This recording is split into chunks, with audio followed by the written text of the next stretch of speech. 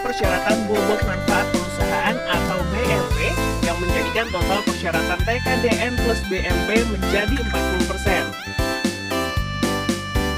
Nah, Apple sebenarnya udah punya sertifikat TKDN 35%, tapi harus diperpanjang terlebih dahulu.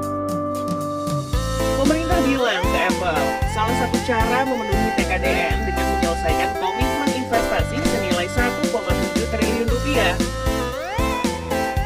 Hitung-hitungan pemerintah, Apple bisa meraup uang 19 triliun rupiah per tahun di Indonesia dari jual iPhone.